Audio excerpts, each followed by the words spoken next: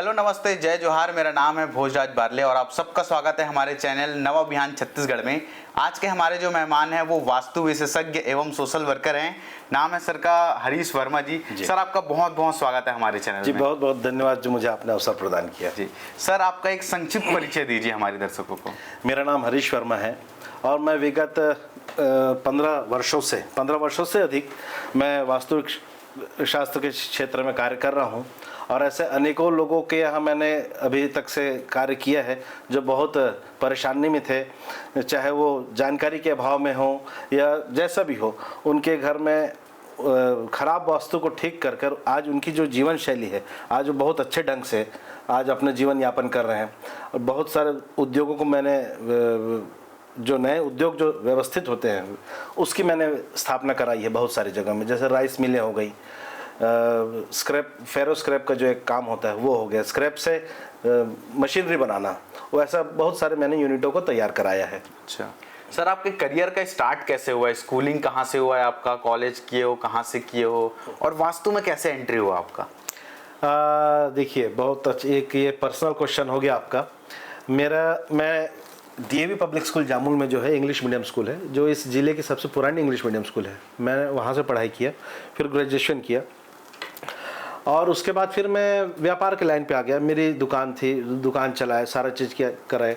फिर एक दुकान चलाए, उसको छोड़ के फिर दूसरे जगह जंप किए, दूसरा काम किए, फिर तीसरा काम किए, चौथा काम किए। मतलब जीवन में संघर्ष की कमी नहीं थी और जहाँ कदम रखते थे वहाँ नाकामी ही मिलती थी। राजनीतिक क्षेत्र में भी रहा तो राजनीतिक क्षेत्र में भी तो आपके आलोचक इतने होते हैं कि आपको आगे बढ़ने नहीं देते। तो मुझे कहीं ना कहीं इस चीज़ से बड़ी तकलीफ हो रही थी कि मैं किसी के प्रति बुरा नहीं सोचता और लोग मेरे को क्यों बुरा मानते हैं। तो इस चीज़ का मेरा जो हल निकला, फिर बीच में एक आरोप लगा मेरे ऊपर, जबकि मेरा उससे कोई काम नहीं, लेना देना नहीं था। बहुत तकलीफ हुई, अपमान हुआ।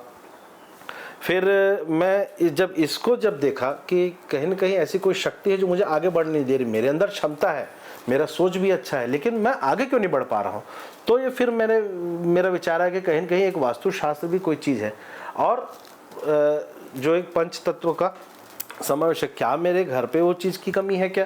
क्योंकि एक दो लोगों ने बोला था कि आप अपने घर को दिखवा लीजिए वास्तु को।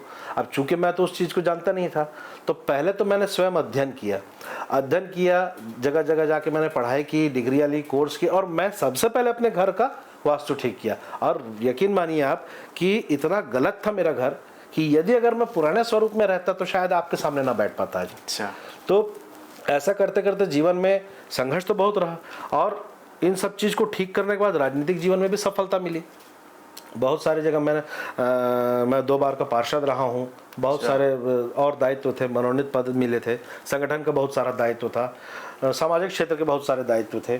तो ऐसा करके फिर जीवन में अवसर मिलना चालू हुआ। उससे पहले मतलब अंदर में क्षमताएं बहुत थी, अवसर नहीं मिल रहा था। क्षमता जरूर थी लेकिन अवसर नहीं मिल रहा था। तो इन सब चीज़ों को वास्तु ठीक करने के बाद मेरी जो क्षमता है वो अवसर में बदल गई।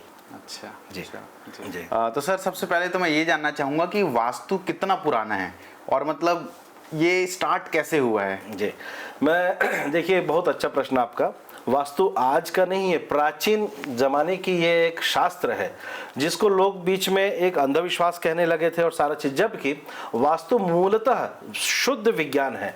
और वास्तु में 5 तत्वों का जो समावेश है, हमारी ये पृथ्वी बनी है 5 तत्वों से, अग्नि, वायु, जल, हवा और पृथ्वी। उसी प्रकार से उसी का समावेश वास्तु है। अपने जो हमारा जो घर है, जिसको हम लोग जहाँ पे हम निवास करते हैं, वास्तु जहाँ पे हम स्वयं वास करते हैं, उसका जो समावेश है वहाँ अग्नि का समावेश, जल का समावेश बराबर होने से ही आपका जो घर और आपकी जो जीवन शैली है वो बहुत अच्छी होती है।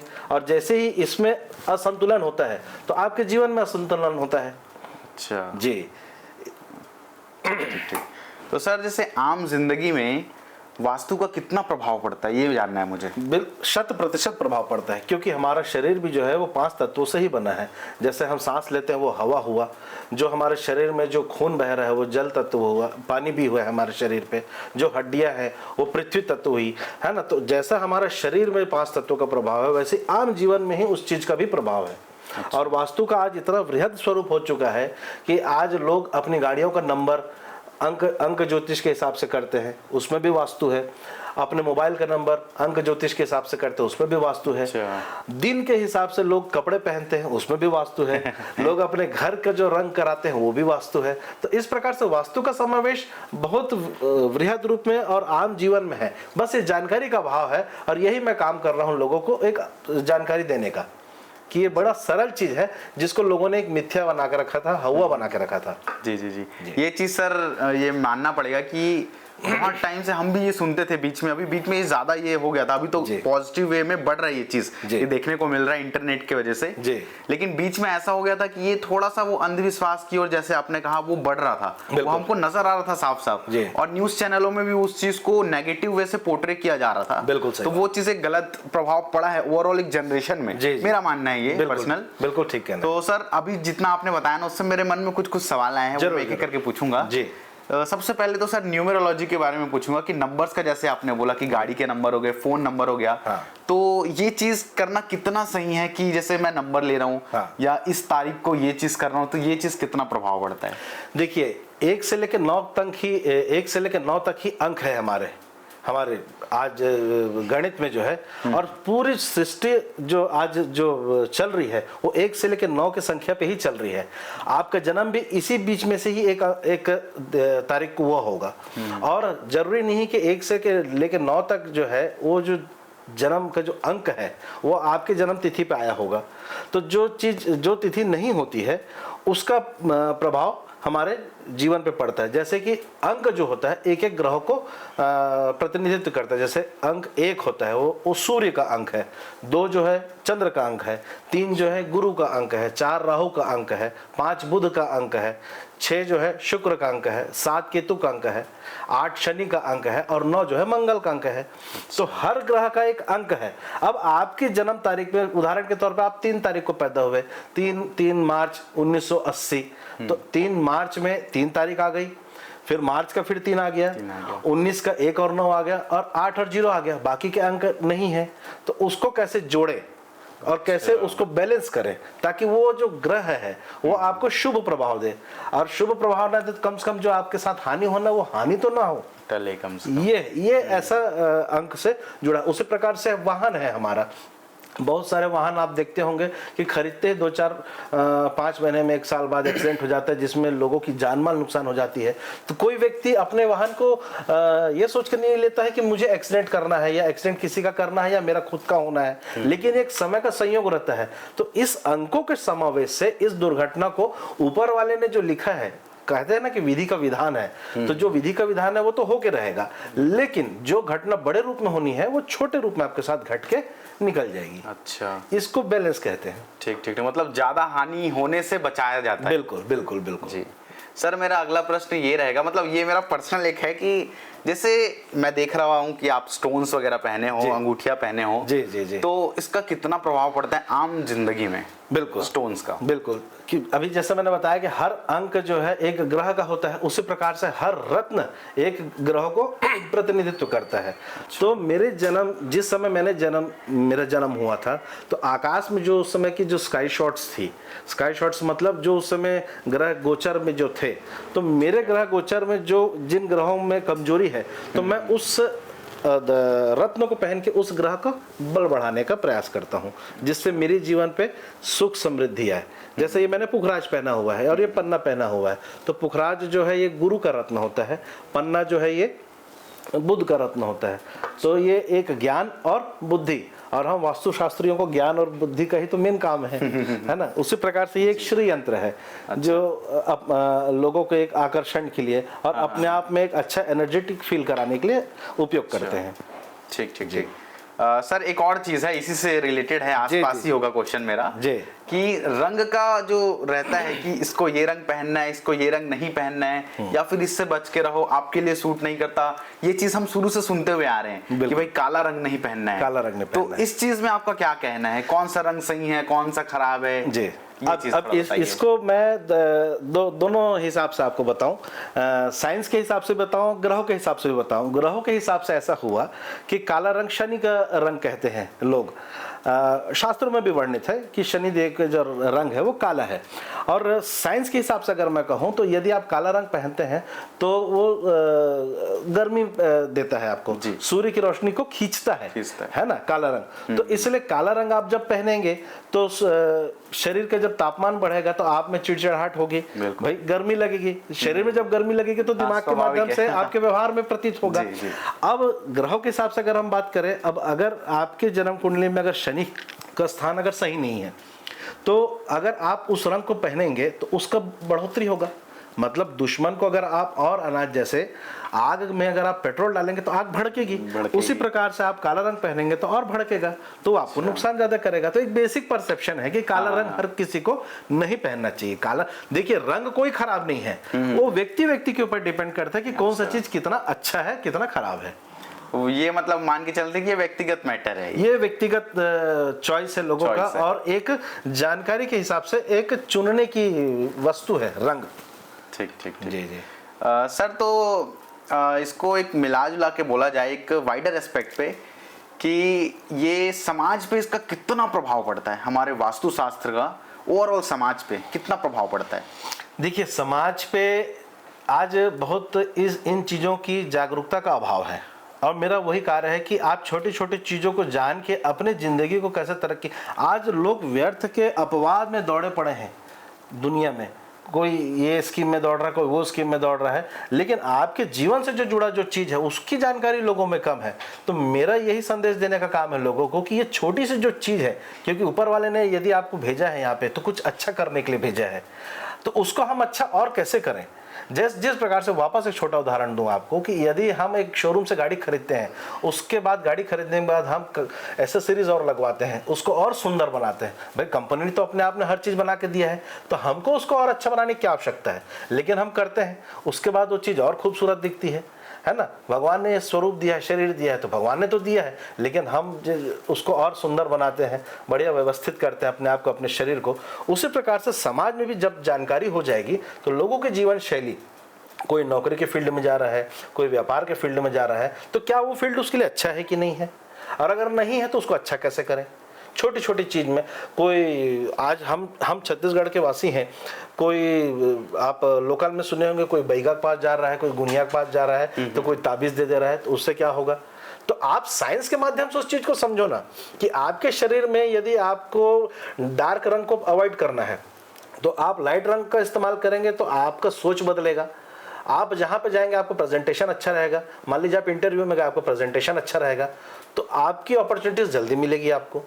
लोग वहीं ऐसा मैंने बहुत सारे लोगों को देखा कि जीवन में 40 साल गुजर जाता है और वो अपने मुकाम पे नहीं पहुंचते, और ऐसे भी लोगों को देखा है कि जीवन का वो पढ़ाई करके निकलते हैं और कैंपस सिलेक्शन हो जाता है, बड़े बड़े उनको प्लेसमेंट मिल जाती है। तो आखिर कहीं ना कहीं जो लोग हैं, आज फिल्म स्टार को आप देखें, वो अपने अंकों को, अपने रंग को, अपने गाड़ियों के नंबर को, मोबाइल के नंबर को जो बैलेंस करते हैं, ये सारी चीज़ एक तरक्की के कारण है। और हम लोग जो है जानकारी के अभाव में यहीं फंसे हुए हैं। ये मेन ये है जी। ऐसे इसमें हम समाज को जागरूक करने का काम कर सकते हैं। ठीक है सर, इस टॉपिक में हम थोड़ी देर में और आएंगे वापस। जरूर। मैं आपके पारिवारिक पृष्ठभूमि के बारे में कुछ जानना चाहता हूँ, कितने लोग हैं परिवार में, कैसे कैसे हो, कहाँ रहते हो आप, ये सारा चीज़ जानना। हमारा परिवार में लगभग मैं समझता हूँ एक जॉइंट फैमिली है। मेरी माता जी जो है वो 5 बहन का एक परिवार है, 5 बहन और एक भाई है मेरी माँ के, और मेरी माता जी सबसे बड़ी हैं, और भाइयों और बहनों में मैं सबसे बड़ा हूँ। और एक जॉइंट फैमिली हम लोग का लगभग 40 से 50 लोगों का हमारा परिवार है, और एक कैंपस में हम लोग रहते हैं। अच्छा। एक कैंपस में, जामुल मेरा निवास है। हाँ। एक कैंपस के अंदर हम पूरी 6 मकाने हैं, और अड़ोसी पड़ोसियों का वहाँ पे मतलब आने की आवश्यकता नहीं। हम लोग का घर ही आपस में ऐसा सघन है प्रॉपर एक कॉलोनी बना हुआ है। वो एक प्रॉपर एक एस्टेट बना हुआ है हम लोगों का। जी जी जी। तो ऐसा इस टाइप का है हमारा परिवार। ये सर बहुत कम देखने को मिलता है अभी के समय पे, क्योंकि जॉइंट फैमिली लगभग ना के बराबर रहते हैं अभी के समय पे। पहले तो बहुत रहते थे। हाँ। लेकिन अभी बहुत कम सुनने को मिलता है ये चीज। हाँ, तो हम लोग, हमारा परिवार जो जॉइंट भी है और काम धाम और व्यवसाय के हिसाब से अपने अपने काम में सब लगे हैं, किसी का कोई हस्तक्षेप नहीं, लेकिन रहते हम सब साथ में हैं, और सारा संबंध, व्यवहार, खुश दुख तकलीफ सब हम लोग एक साथ निभाते हैं। बहुत खूब सर, बहुत खूब। ये सुन के थोड़ा पॉजिटिव चीज आया है मेरे अंदर, क्योंकि बहुत रेयर है ये चीज अभी के समय पे, और 30-40 लोग रहना अपने आप में बहुत बड़ी बात है। बिल्कुल बिल्कुल। मैं कहूँ कि हम भाइयों में हम लोग 11 भाई हैं, एक क्रिकेट टीम हमारे घर पे है। जी।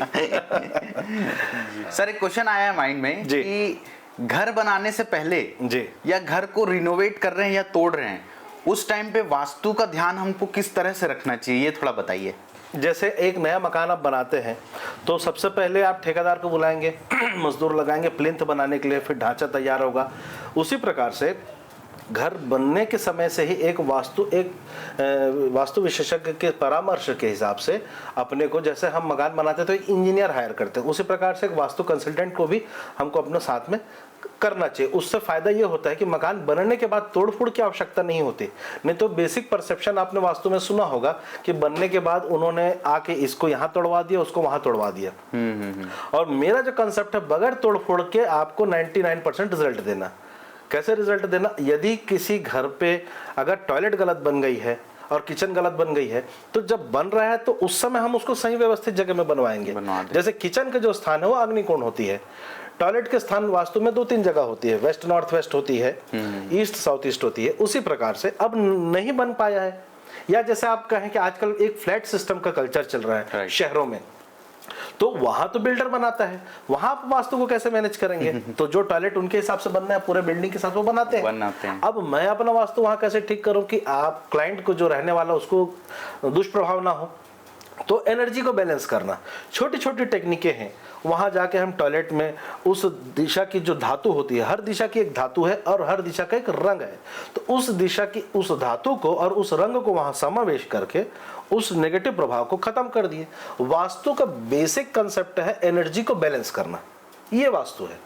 लोग इसके चक्कर में तोड़ते हैं, फोड़ते हैं, ये करा रहे हैं, वो करा रहे हैं। मैंने बताया ना, हमारे इस वास्तु के फील्ड में बहुत सारे लोगों ने ऐसा अपवाद बना दिया है, ऐसा हुआ हो गया वास्तु को कि लोग सोचते हैं अरे यार ऐसा हम जैसा होगा जो ऊपर वाले लिखा वो होगा, हम ये सब झंझट में नहीं पड़ेंगे। लेकिन जब आदमी स्टार्टिंग से ही लोग जब इसको पालन करते हैं, तो जब जीवन में जो तरक्की होती है तो वो एक अपने आप में अद्भुत प्रयोग होता है। मैं अपने स्वयं को मैं बताऊं, मेरा वास्तु मेरे घर का खराब था। अच्छा। तो मेरे ऊपर भी बहुत सारे आरोप लगे, मान सम्मान में हानि हुई। तो जब मैंने इस विज्ञान को सीखा और सारा चीज किया, तो मैंने देखा कि वो हिस्सा ही मेरा गलत था जहां पर मुझे अपयश प्राप्त होनी थी। अच्छा। तो मैंने उसको ठीक किया, सारा चीज किया। उसके बाद इस वास्तु के क्षेत्र में मुझे बहुत सारे पुरस्कार मिलने लग गए, लोगों का भला होने लग गया, आशीर्वाद मिलने लग गया। तो ये इस प्रकार से काम करता है ये। जी। सर, जैसे मैं एक स्टूडेंट हूँ जी, तो करियर जैसे स्कूल तो चलो हो गया, उसके बाद हम मेन लाइफ में आते हैं, कॉलेज में, उसके बाद फिर जॉब में। हाँ। तो करियर बनाने के लिए वास्तु का हम कैसे यूज कर सकते हैं अपने लाइफ में? बहुत सुंदर प्रश्न। ये प्रश्न मुझे बहुत सारे लोग करते हैं। अब अभी तक से जितने आपने पढ़ाई की होगी, जितनी भी डिग्रियां ली होंगी, आपके घर की एक दिशा है पश्चिम दिशा। आपको क्या करना है, आपके अपने घर के बीचों बीच जाके जो कंपास होता है, आजकल मोबाइलों में, एंड्रॉइड फोन में कंपास होते हैं, कंपास में आप देखिए पश्चिम दिशा, पश्चिम दिशा के बगल वाला दिशा, मतलब पश्चिम से और दक्षिण पश्चिम के बीच वाला जो हिस्सा होता है, जिसको इंग्लिश में हम लोग बोलते हैं वेस्ट साउथ वेस्ट, दक्षिण पश्चिम दक्षिण, वो हिस्सा जो है ये कैरियर की दिशा होती है। तो आप अपने सारे सर्टिफिकेट आलमारी के माध्यम से हो या किसी सेल्फ के माध्यम से आप वहां पे रखिए, उस सर्टिफिकेटों को रखिए, और अपनी जो तैयारी जो करते हैं आप वहाँ पे टेबल लगा के आप करना चालू कीजिए। तो वो जो दिशा है आपको अपने कैरियर पे सही दिशा पे जाने के लिए मदद करती है। जब आप वहाँ पे बैठ के पढ़ाई करेंगे, अपने सर्टिफिकेट्स को वहाँ रखेंगे, तो वो बिल्कुल आपको कैरियर पे आगे जाने के लिए वो दिशा मदद करती है। अब घर में इस चीज की जानकारी तो होती नहीं है, कोई कहीं भी अपने व्यवहारिक व्यवस्था के हिसाब से कोई ड्राइंग रूम में पढ़ता है, कोई बेडरूम में पढ़ता है। कभी भी बेडरूम में तो बिस्तर में बैठ के कभी पढ़ाई नहीं करना चाहिए, ये बहुत गलत चीज है।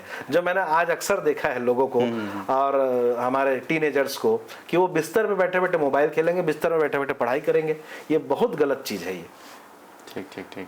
सर, एक और क्वेश्चन आया है मन में कि जैसे हम देखते हैं कि शुरू से हम देखते आ रहे हैं, चाहे न्यूज़ में हो चाहे फिल्मों में हो, कि हाथ की रेखाएं देखी जाती है जी। तो मैं जानना चाहता हूं कि ये जो हाथ की रेखा देखी जाती है जी। और वास्तु, हाँ। ये दोनों साथ में ही आते हैं कि ये हाथ की रेखा देखने वाली चीज अलग है टोटली? नहीं, दोनों विज्ञान मिलता जुलता विज्ञान है और दोनों एक दूसरे के पूरक हैं। अच्छा। और सबसे बड़ी चीज जो इस सृष्टि में है वो है कर्म, कर्म प्रधान। आप अगर कहेंगे कि मैं अपने घर का वास्तु अच्छा कर लूं या मेरी रेखाएं अच्छी है और मैं कहीं पे कर्म ना करूं और मुझे फल प्राप्त हो, तो ऐसा नहीं हो सकता। आज आपके सामने आया हूं, बैठा हूं, तो मेरे आप ये मुझसे सवाल कर रहे हैं, यदि मैं आता ही नहीं तो मुझसे सवाल कैसे होती। तो कर्म तो हमको करना पड़ेगा जीवन में अगर तरक्की करना है तो हस्तरेखा जो है ये समय के हिसाब से बदलती है। अच्छा। और वास्तु जो है, एक बार अगर हम मकान बना लेते तो वहां की एनर्जी आपको हमेशा मिलती रहती है, लेकिन कर्म आपको करना पड़ेगा। खाना खाना है तो पकाना तो पड़ेगा। बिल्कुल, ये एक बेसिक चीज है।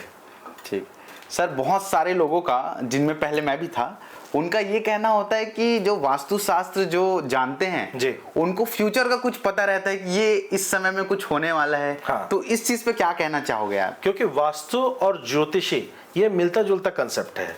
और ज्योतिष में जिस हिसाब से आज नासा में और ये सारे सूर्य ग्रहण, चंद्र ग्रहण, तो ये आज साइंस बता रही है ना। हमारे तो जो ऋषि मुनि थे वो तो आदि जमाने से बताते थे कि इस समय ये चीजें होंगी, जो स्काई शॉट्स रहती थी उस समय के हिसाब से।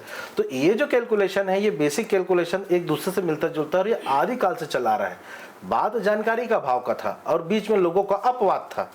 इसके कारण ये सब चीजों में एक लोगों का एक प्रचलन या अंधविश्वास कहें, ये ऐसा था। ये टोटल साइंस है, ये कोई मतलब अंधविश्वास नहीं। हाँ। बिल्कुल। जैसे सर अभी कोरोना का पीरियड अभी रिसेंटली निकला है और अच्छा हुआ निकल गया। हाँ। तो मैं इंटरनेट में ऐसे एक दिन देख रहा था कि बहुत सारे वास्तु वाले ज्योतिष लोग, जो वैज्ञानिक लोग हैं, ज्योतिष वैज्ञानिक लोग, हाँ। वो लोग बोल रहे थे कि हमने इस चीज को पहले ही आंक लिया था और बताया था जी कि ऐसा कुछ होने वाला है, कुछ भव्य, कुछ मतलब भयावह होने वाला है जी कंट्री में, दुनिया में जी। तो इस चीज पे क्या बोलोगे आप? बिल्कुल, ये बात सही है कि ये आज से बहुत पहले ही प्रेडिक्शन किया गया था कि वर्ष 2019, 20, 21 जो है भारत के लिए और संपूर्ण सृष्टि के लिए एक बड़ा पेंडेमिक का रूप ले सकता है। ऐसा एक कैलकुलेशन तो था ज्योतिष आचार्यों के माध्यम से, और वो हम सबको देखने को मिला। अब दिक्कत वाली बात यह है कि बड़े बड़े तर्कशास्त्री इसको जो है विज्ञान का स्वरूप देके उसको मानते नहीं, लेकिन ये कैलकुलेशन पहले से ही था कि ऐसा एक होगा।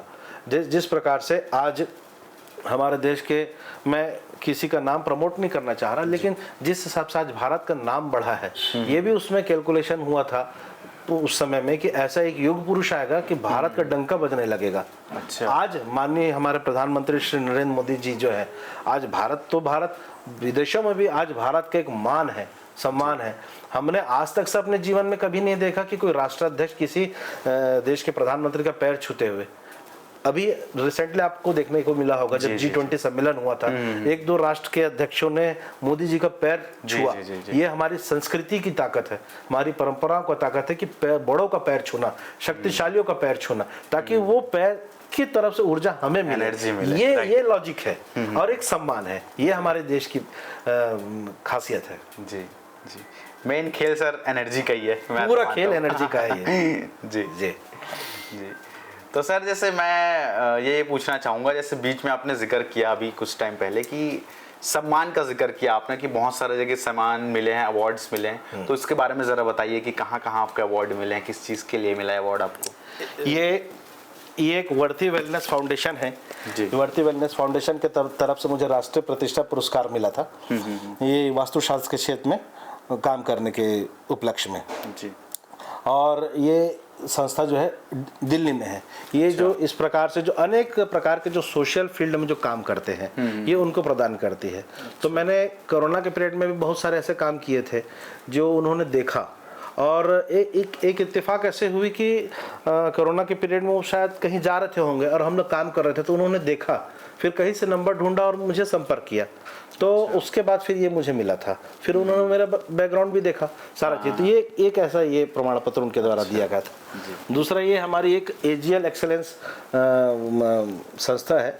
ये भी अलग अलग क्षेत्रों में जो लोग अच्छा कार्य करते हैं उनको प्रोत्साहन देने के लिए अपना देते हैं AGL excellence award. Advance growth learning मतलब किसी भी प्रकार की जो पढ़ाई लिखाई है, चाहे वो डॉक्टरेट हो, चाहे कृषि विज्ञान हो, जो जैसा मेरा वास्तु का था, तो ये जो हम जो पढ़ाई करते हैं, तो हम लोगों का एक परीक्षा होता है, उस परीक्षा में जो पास होते हैं और जो अच्छा अंक प्राप्त करते हैं, ये वाराणसी की संस्था उनको प्रदान करती है। तो ऐसा एक अवार्ड मुझे मिला हुआ है।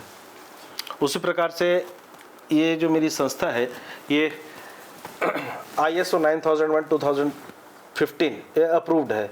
इसका ये जो है सर्टिफिकेशन है क्वालिटी मैनेजमेंट सिस्टम की तरफ से कि आप जो सर्विस दे रहे हैं उसमें क्वालिटी भी है और मैनेजमेंट भी है, ये उस प्रकार से ये उसका प्रमाण पत्र अच्छा, है। तो आपका जो सर्विस है सर वो प्रॉपर सर्टिफाइड है? एकदम पूरा सर्टिफाइड है ये, पूरा।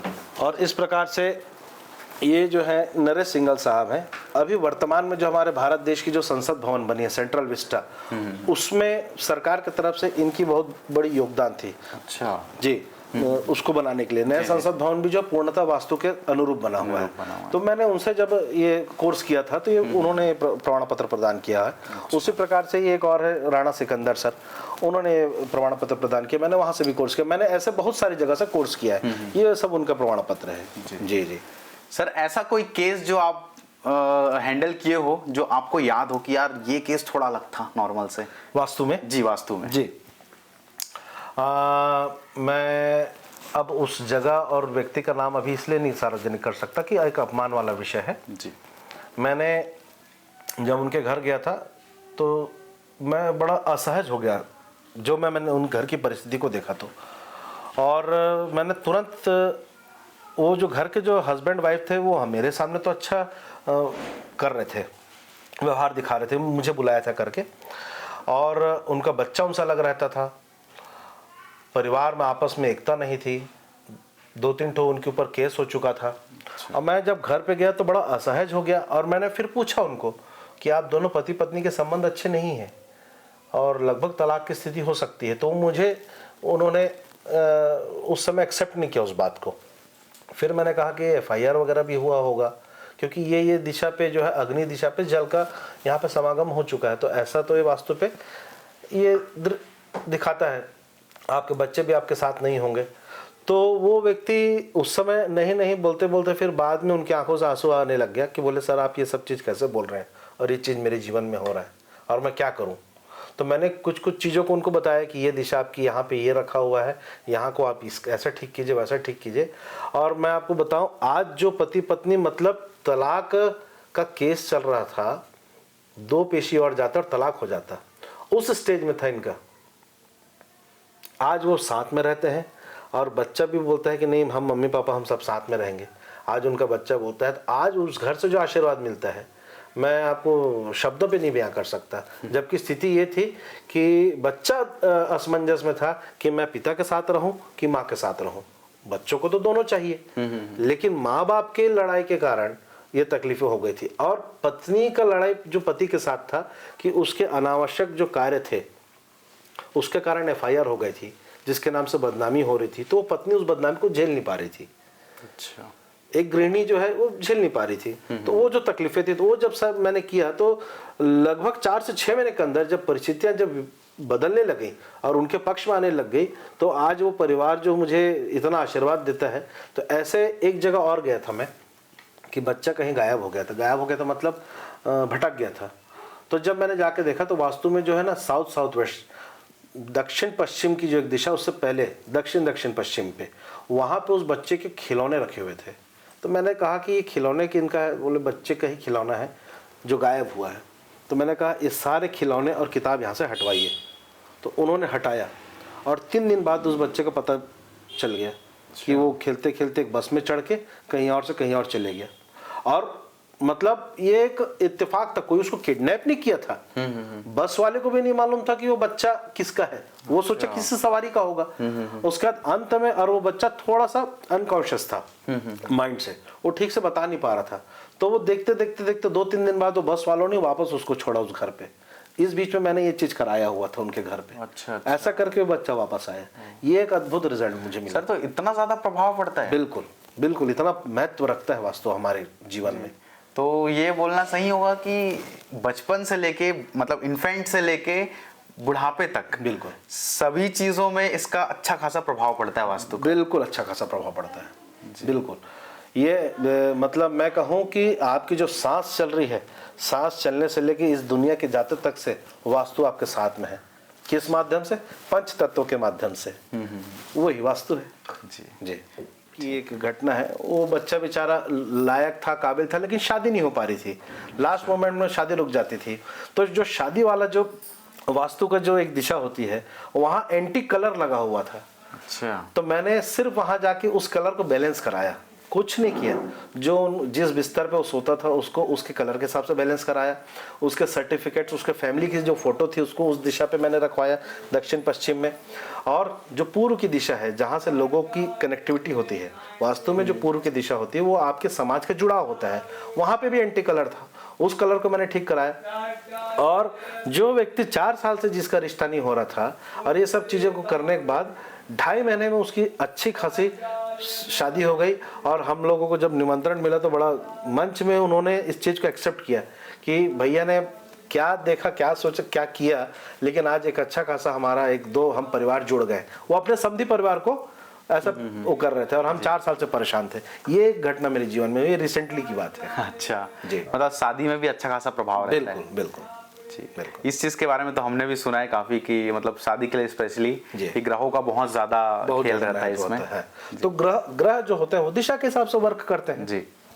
वो उसी में अपने को बैलेंस करना है। बैलेंस का खेल, एनर्जी का खेल, ये है वास्तु। सिंपल। मतलब जो हम लोग आम जिंदगी में बोलते हैं कि जिंदगी में बैलेंस होना जरूरी है, बिल्कुल। तो ये इसी का है, इसी बोला का जाए। बैलेंस होना चाहिए। हाँ, अच्छा। बिल्कुल। जैसे आम तौर पे बोलचाल में हम बोल देते हैं कि बैलेंस मतलब सुख और दुख का बैलेंस होना चाहिए, लेकिन ये और मेन खेल होता है इस चीज का। और आज के शब्दों में अगर हम कहें तो आपका बैलेंस क्या है बोलते तो लोग बैंक बैलेंस समझते हैं। तो जब आपकी ये सब चीज बैलेंस रहेगी, आपका घर बैलेंस रहेगा, तो आपका बैंक बैलेंस भी अच्छा रहेगा और आपका सारा चीज बैलेंस रहेगा। राइट। बस यही है। जी। ठीक है सर। सर मैं अंत में ये जानना चाहूंगा कि आप एक क्या संदेश देना चाहोगे एक सामाजिक रूप से समाज को, यूथ को, ओवरऑल मतलब क्या संदेश देना चाहोगे आप वास्तु से रिलेटेड, अपने फील्ड से रिलेटेड? अपने आप को पहचाने, जागरूक रहें, और आप अपनी क्षमता को पहचाने कि आपकी क्षमता किस फील्ड में जाना है, और उस फील्ड के हिसाब से अपने आप को आप तैयार करें। आप व्यर्थ में ही मतलब सारी दिशाओं पे प्रयास ना करें। एक बेसिक गोल बनाएं अपने जीवन का, और उस गोल बना के उस पर आप मेहनत करें। जरूरी नहीं है कि प्रथम प्रारंभ करते ही आपको सक्सेस मिले, लेकिन जब हम उस पे लगातार लगे रहेंगे तो आज नहीं कल हमको सक्सेस जरूर मिलेगा। मैं आज अपने युवाओं को ये कहना चाह रहा हूँ कि शॉर्टकट चीज़ों को छोड़ें। आज हम लोग कोई भी जो हमारे युवा है, थोड़ा सा अगर कहीं पे निराशा मिलती है तो वो फ्रस्ट्रेशन हो जाते हैं, फ्रस्ट्रेटेड हो जाते हैं। ऐसा नहीं होना चाहिए, निरंतर प्रयास करना चाहिए। क्या पता भविष्य में इससे अच्छा आपके लिए लिखा होगा। तो आपको अपने आप के ऊपर, अपने माता पिता के ऊपर, अपने पूर्वजों के ऊपर, अपने उस भगवान के ऊपर विश्वास करना चाहिए। और कर्म, वापस मैंने कहा ना, कर्म दुगना गति से और बढ़ाना चाहिए, और अपने गोल को पाने के लिए मेहनत करना है। ये मेरा एक संदेश है। जी जी, बहुत खूब सर।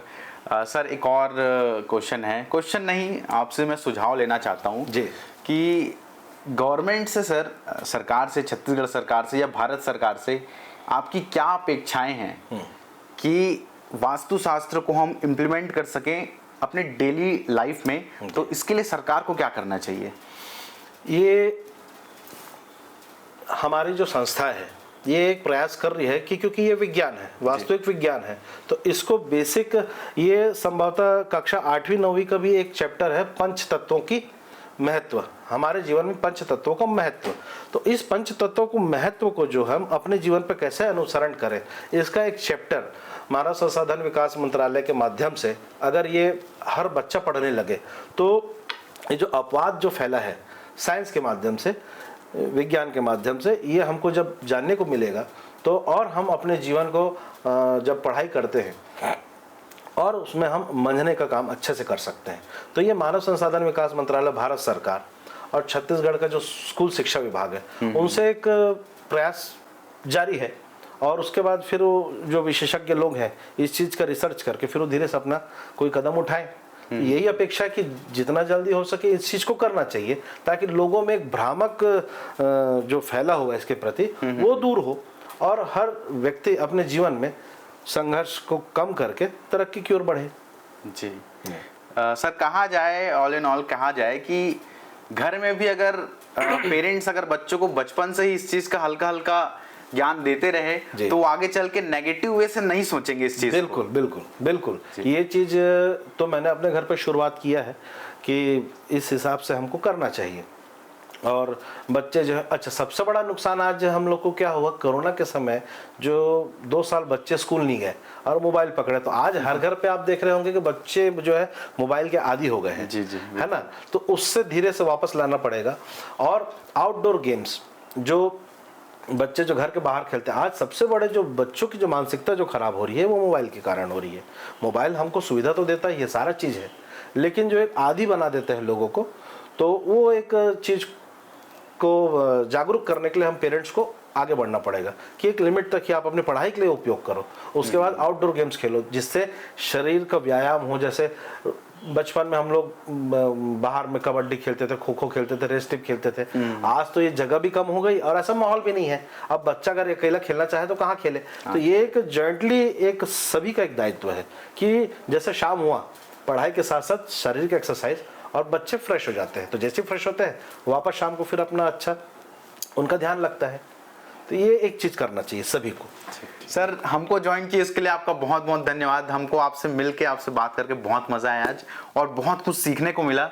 मैं उम्मीद करता हूँ हमारे दर्शकों को भी बहुत कुछ सीखने को मिलेगा और वो अपने लाइफ में ये सारा चीज़ इम्प्लीमेंट कर पाएंगे ताकि आगे चल के बहुत सारी चीज़ों से बच सके और अच्छे से अपने लाइफ को चला सके। मुझे भी बहुत मज़ा आया आपसे बात करने से। और यदि कभी भी मेरे किसी परामर्श की आवश्यकता हो तो मुझे ज़रूर याद करें। जी जी जी सर, एक लास्ट चीज़ मैं बोलूँगा कि अगर हमारे दर्शक आप तक पहुँचना चाहें तो किस रूप में और किस प्लेटफॉर्म में आप तक पहुँच सकते हैं? देखिए, मोबाइल जो है आज एक कड़ी मीडिएटर तो है ही है, लोगों को ढूंढने की आवश्यकता नहीं। मोबाइल नंबर जो रहता है वो चाहे आप स्क्रीन पे चला दें या मैं स्क्रीन पे बोल दूं, तो उस हिसाब से मोबाइल से संपर्क कर सकते हैं। जी जी, उस हिसाब से उपलब्धता हो जाती है। ओके ओके जी, ठीक है दोस्तों, मिलते हैं अगले वीडियो में। बहुत बहुत धन्यवाद।